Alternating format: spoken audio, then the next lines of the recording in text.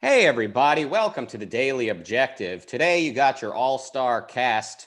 I shouldn't say all-stars, but a couple of stars. We got some of your favorites, classics, I'll say, the classic hosts.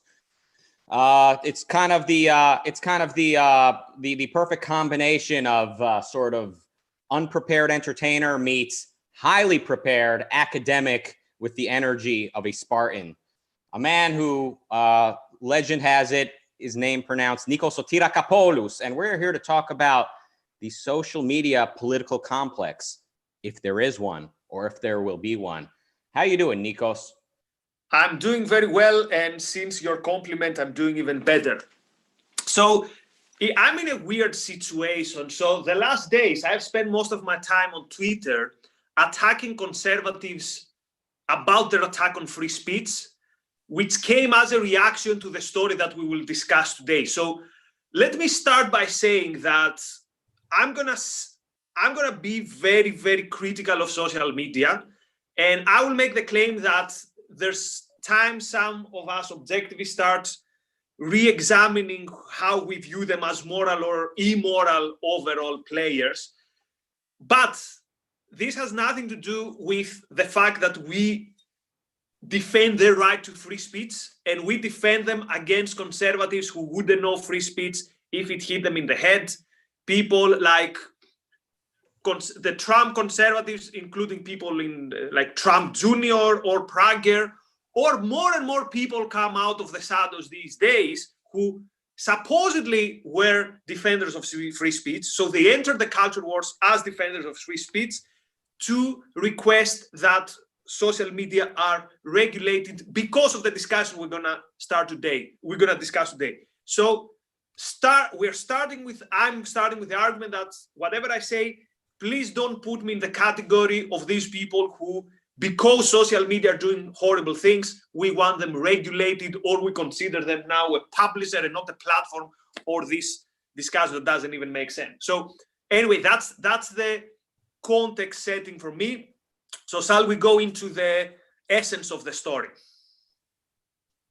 Let's. Okay, so here's what most people probably know what happened.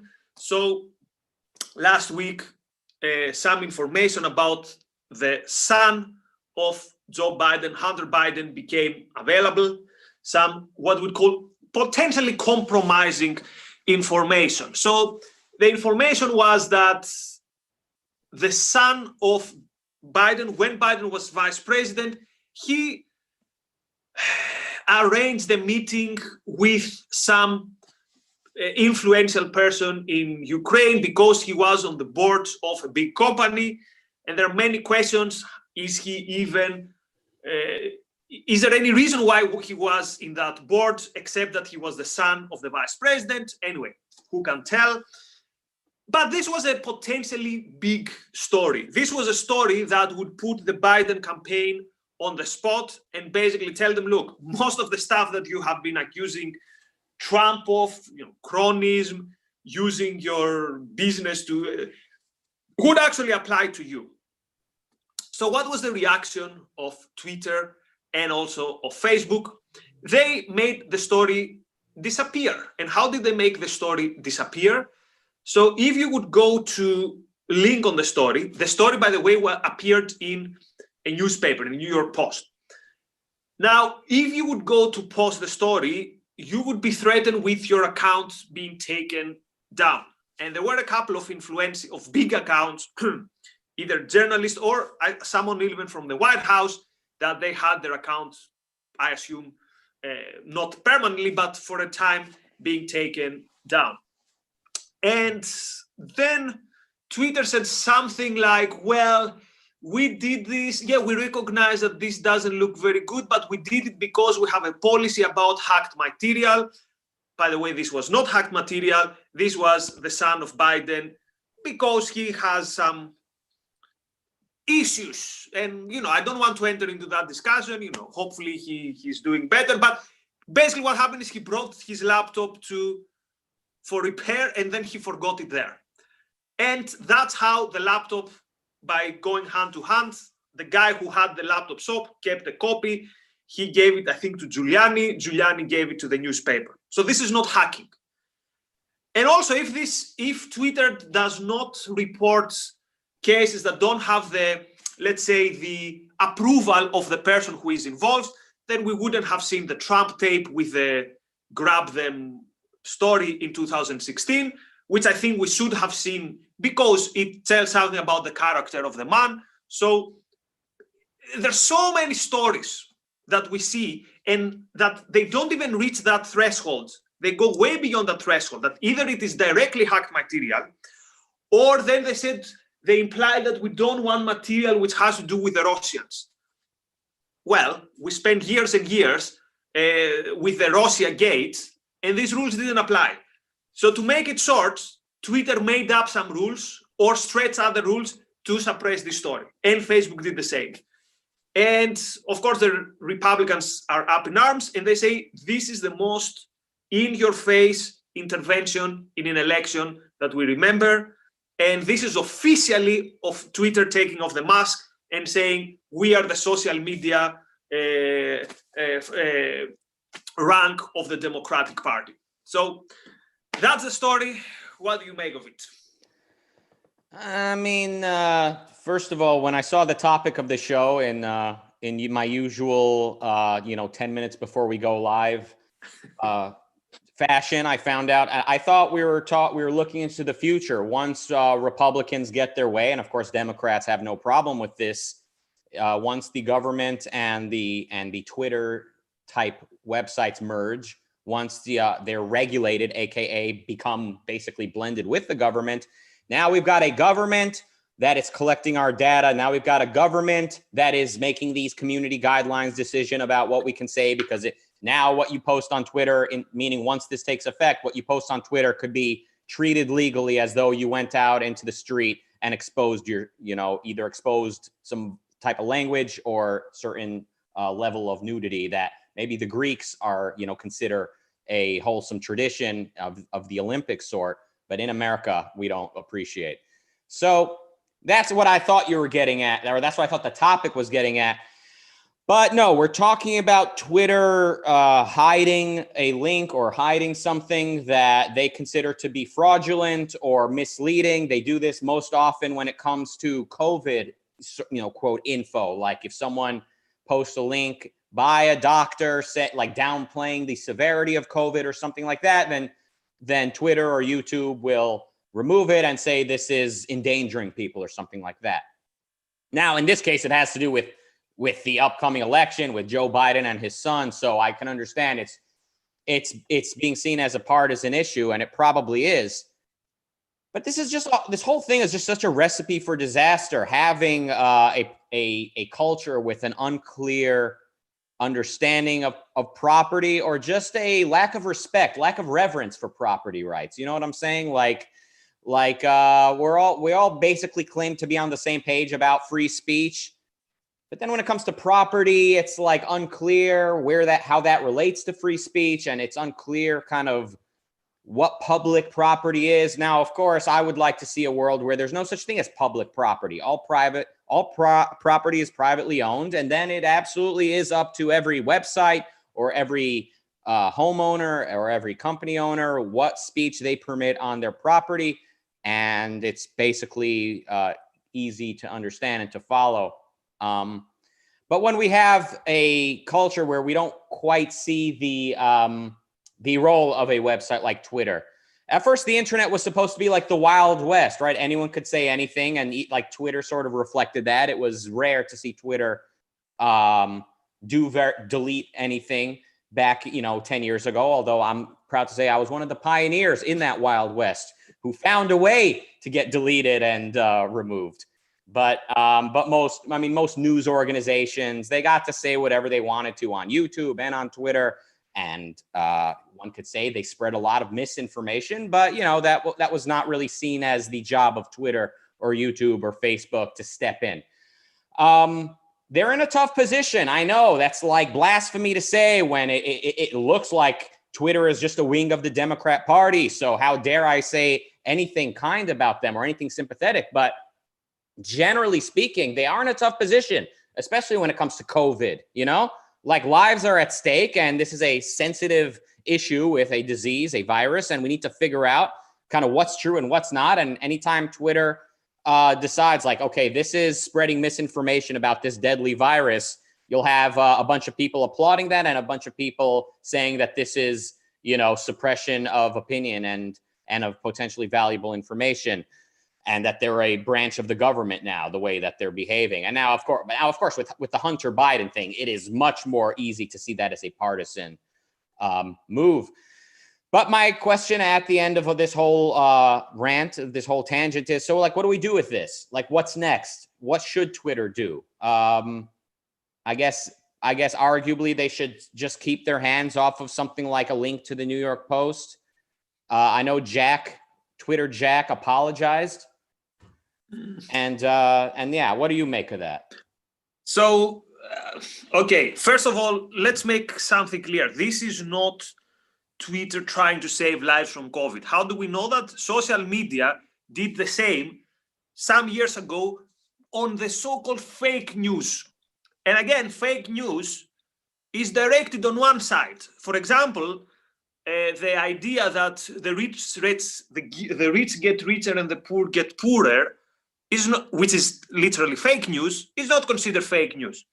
But claims from the populist right were considered fake news, or articles that are questioning immigration were falling on that category. So we see a pattern here. That's one thing.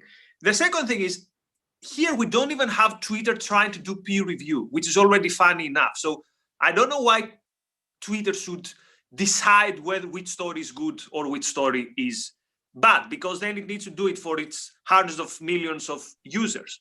So in this case, we don't have Twitter saying we sense that something was wrong there.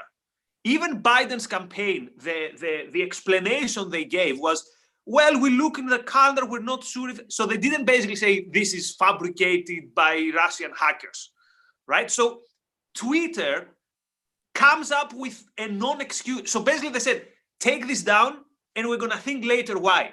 You people don't watch soccer. Quite often, you know how you spot a referee who is bot or who is impartial. A team scores a goal and he raises his hands that it's not a goal. And then he figures out, oh, maybe it was an offensive foul or maybe someone was offside. So if you really look hard, you can find something. So this is what Twitter did in this case. So, but here's my biggest worry. I think it's even worse than this being a political conspiracy. This is not, unfortunately, a political conspiracy. This is the new normal. What do I mean? Who are the people who work on Twitter? And who are the people who have been on Twitter in the last years? Graduates of big universities. What are they taught in these universities? They taught that there is no such thing as impartiality. There is no such thing as objective truth. And they're taught that the right is probably racist, fascist. I had students telling in class, writing in essays, that the night that Trump won was the worst night of their life. And I'm talking about British students. So when you make this idea of the world, then it makes perfectly sense to say, look, we are weeks away from an election. If this comes out, then the fascist, racist, white supremacist who is gonna put people in concentration camps might win. Therefore, we must do something. So I don't think that Twitter, they see themselves as we hide in that room with the people from Facebook and we figure something out because we have a particular strategy. Unfortunately, this is the new normal. This is how most people view the world. And my question is this: at what point do we stop saying, oh, these are giants of production and they make our life so much better, which they do. So what is the line after which we say, you know what, your overall balance between being good and bad starts going towards the bad side? Because if you want to create a society, to facilitate a society of groupthink, and of groupthink based on this automaton thinking that, yeah, orange man bad, at what point is Zuckerberg and these people not anymore the productive geniuses that most of our friends believe they are, I mean, our objectivist friends, and at what point do we ask, are you people the bad guys now? I mean, the Twitter, I the don't social think media giants. I don't know if that's ever going to be appropriate because the essence of what they provide us is technology and with a model of kind of how social media can work. But yeah, I mean, they developed these websites. And like I said, they're in a tough position, when think about the Joe Rogan, Tim Pool episode with Twitter Jack and his PR spokeswoman. And she was answering all of Tim Pool's points by saying, like, look, I mean, you're telling us to censor less. We have people on the left telling us to censor more. And they're telling us that we're a platform for white supremacists to run wild. So they are in a tough position. Now, to your point that, yeah, most of the people at these companies probably went to college and were educated with critical race theory and all these either postmodern or leftist things. I mean, I think that's fair to presume, but also let's not become too rationalistic, or let's not be rationalistic at all about this. We don't actually know who's in there. We know that Joe Rogan, your favorite podcaster, who is sort of seen as like the kind of partially the pushback against the political correct establishment. He's the most popular podcaster on earth.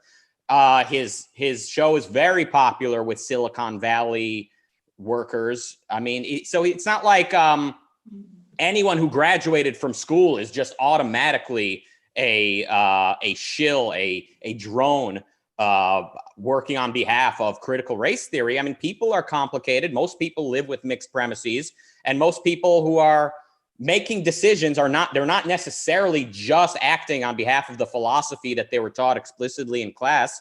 Oftentimes they need to sort of tame that with the sort of reality around them. So, I mean, let's be careful is all I'm saying. We can't just assume that everyone making decisions inside of Twitter is acting on behalf of John Rawls. A lot of them, they are making very pragmatic decisions. Like the PR lady at Twitter said, on one hand, they've got centrists / right-wingers, whoever, non-leftists saying, let us have free speech. And on the other hand, they've got a lot of people saying, stop, kick the Nazis off. And of course, their definition of Nazi is ever expanding. So I guess let's just be careful with that. That's kind of the one thing I would want to push back a little bit on when you say that the people at Twitter are egalitarian. It's fair to, I think, deduce a little bit that that's probably like most of the culture.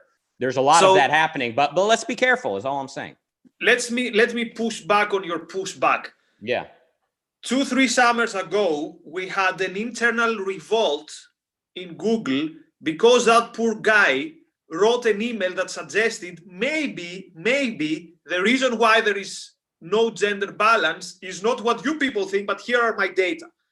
And we had an internal revolt where the CEO has to fly back from his vacation because there's one guy in Google that thinks differently.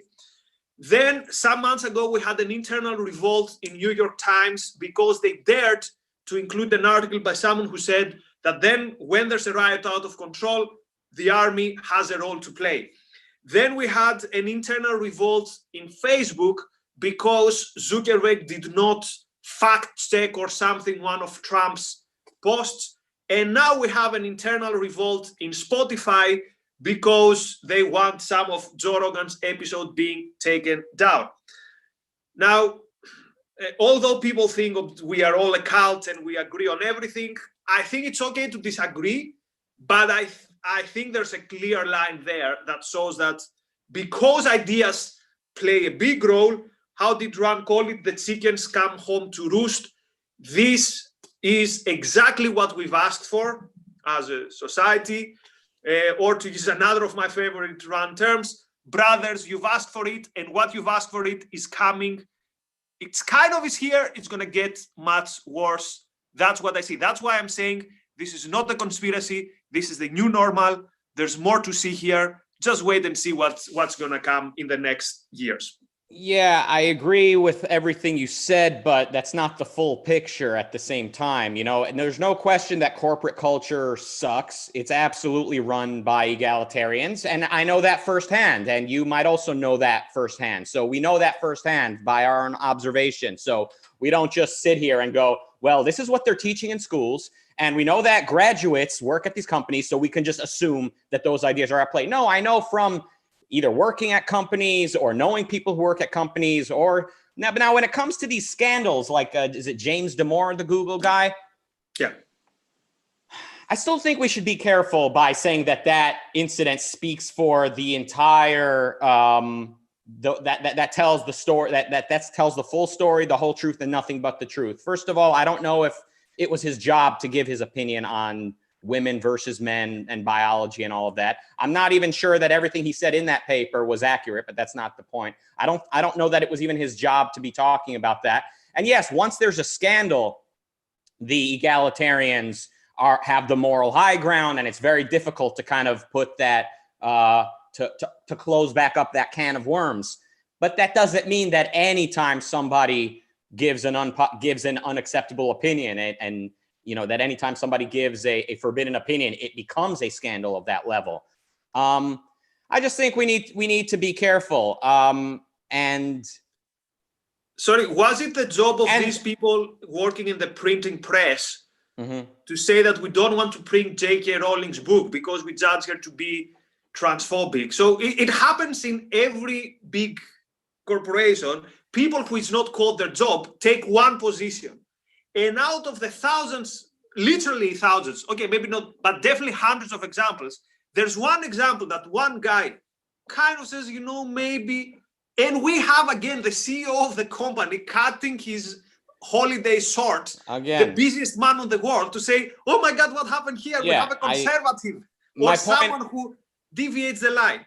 I'm saying when there's a scandal, yeah, absolutely. The egalitarians have the moral high ground, and it's very difficult to counter them because most people don't have the philosophical counter opinion to what they're saying.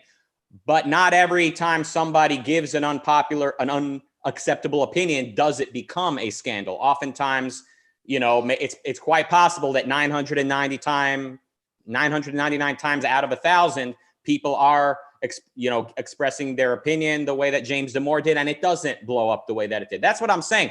But all of that, so whether it's a printing press canceling J.K. Rowling or the purple-haired employees at Spotify raising hell about Joe Rogan, that is not necessarily the same type of person who is making decisions internally about deleting tweets and stuff like that. So we can notice a trend and say, yeah, the left-leaning opinion is winning out at Twitter, but that is not the same as saying that, you know, the hardline egalitarian SJWs are completely running the show at Twitter, because there are a lot of people getting away with a lot of unacceptable opinions on these platforms. So that's kind of I'm just cautioning for prudence. You know, I used to be what objectivists called a firebrand. I used to say heads will roll. I used to say there needs to be blood in the streets for objectivism to win.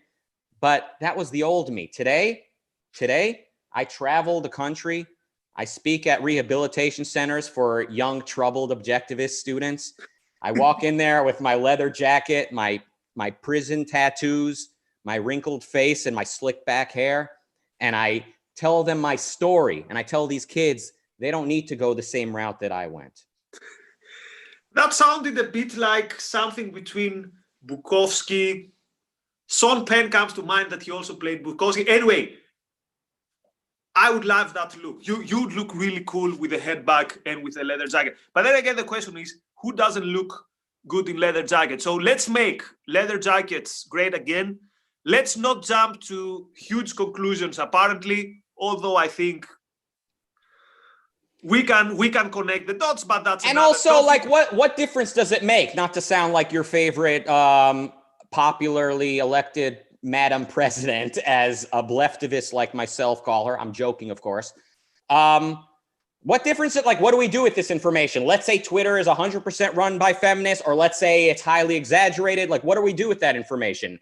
Yeah, all we can do at the end of the day is advocate for deregulation, especially in finance. See more money pour into Silicon Valley, encourage people to create more companies, patronize companies that have more of a free speech leaning, and continue to speak out. I mean, and speak out for the right philosophy. So at the end of the day, That's why I started the show by saying that don't take anything of what we say and put us in the same category with these people who are betraying free speech. And I would say that today, probably the biggest threat to free speech at this moment that we speak comes from conservatives. But that's for another show.